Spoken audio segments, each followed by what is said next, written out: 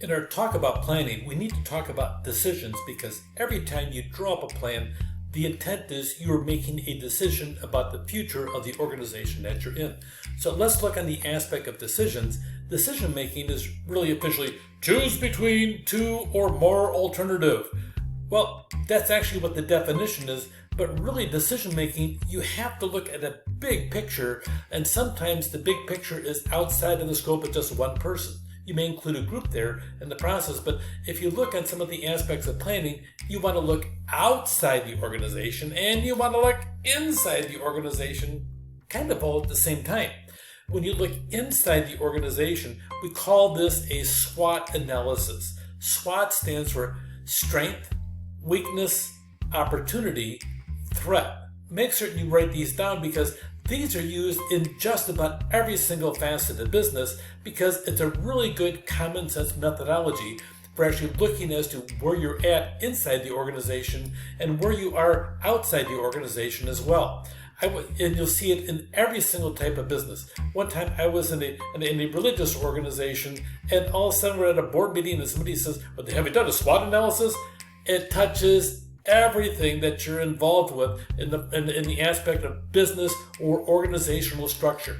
We're going to talk more about the next detail, but I want to make sure you understand that we start looking inside and outside and everything that's there, and you gather it all in and you take a look because you need to start making plans, and you need to have a mission statement, a vision statement, a value statement. Yep, you got to talk. Because really, if you, whether you're in an organization, if you have a large organization, you need to make certain that everybody understands what is the mission of my organization?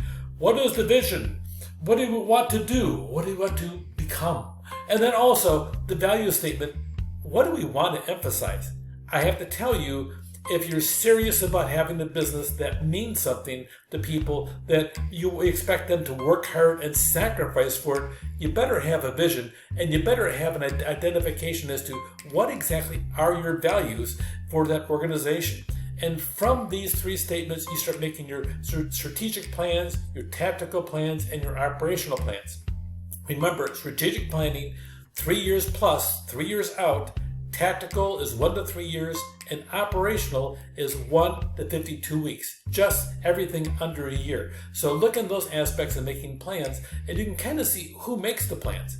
Really, top management should be the ones focusing in on strategic planning because they're the ones that are being held accountable for it by the board. If you don't meet your plans, you are doomed.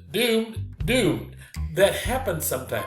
And then you have the middle managers. And then finally, I think the toughest job in an organization really is the first line management because you got everybody else focusing down on you. Make it happen. Then you have the people underneath saying, oh, it hurts so much. I don't want to do this anymore. So you have all that, and you're kind of between a rock and a hard place, almost literally within this organizational structure. Strategic planning, upper management, tactical planning, 1 to 3 years out, you're taking those strategic plans and you're developing plans to do them in the short term. We want to increase the overall market share of organization by 20%. Well, how do you plan on doing that inside the organization? And then you have the actual operational plans. Now, this looks like a really cool thing. You have 6 different steps, how to go about making a decision. The hardest one is seriously number 1. It's the problem and the situation. How do you define it? If I look at a problem, I may think the problem is this. You may look at exactly the same problem and you think the problem is this. And this person over here, they think, well, you two are both wrong. I'm really the one in charge and I think it's this. Now, of course, you already know that I'm the one that's right in the problem because I identified it and I'm the professor. But with that being said, this problem identification is rampant and it's hard to do because too often it's easy to get caught up on the superficial aspect of it and you're not going deep enough as to what is the root cause of it. So number 1, make certain you have in your notes that the hardest thing to do in decision making is identifying the problem that you have in there. Once you do that, then you gather information, you develop alternatives, you choose which is best, and you may use different tools. My favorite one is called brainstorming. Brainstorming is where you get a group together, you look at the problem, we think that this is the problem over here, anybody have any more input? And if you have more input, you actually listen to what they have to say and don't contradict them in a brainstorming session. Brainstorming is about free flow of ideas without criticism. Now that, giving that freedom is a big deal. And you may say, that costs too much money. No, you shut up during the brainstorming. Do not talk about anything negative. You talk only about things that are positive. So brainstorming, you want to write your ideas down, get everybody's input out there. And I have to tell you, this works so well. I had one person, they brought forward an idea. We had 18 ideas. They brought idea number 19, and they talked about it and everything else. And I thought, this is going to be one of the dumbest ideas I've ever seen. I was nice. I was making certain I was listening, because good managers listen, right? Remember, they listen. So I was listening. You know what? We ended up going with that idea number 19. It was one of the best moves. We saved money, and we also did a better job of making certain meeting the needs of our customer and made more money. That all works in the process. PMI, you actually have 3 different lists, and you have a column, then you look at all the minuses and everything else, and finally the implications in the third. That is another solution, but my favorite always has been brainstorming. Some of the decision making now on CEOs, even on small businesses, is you look at the big picture across the entire globe. Do we have competition coming in us from India or Argentina or maybe even Brazil? We got to watch that. Okay, and really these are dialogues you may actually have. Change the strategy and models with the times, because things do change, and then manage the relationship with government. It's incredible how the government intervenes too often here in the United States even today. But with that, pay attention to what's going on and then make adjustments over things and make certain you address small problems before they become big problems.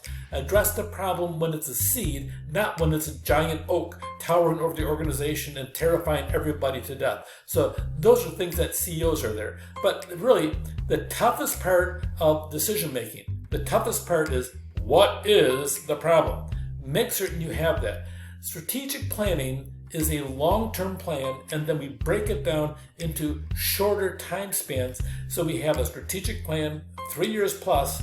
We take that strategic plan, we chop it up in pieces, and we make it more doable in the 1 to 3 year window of a tactical plan. And then the people in operational management at the lowest level, they're the ones that actually take the 1 year plan, break it up into 12 months or weeks, whatever it may be, and start doing it to make sure the company can survive and implement big picture wise what the vision has always been. And the vision comes from the 3 things: our mission, our vision, and our value statements. And we'll talk about that in just a little bit. But this is the basis of all our planning and our decisions. Take care.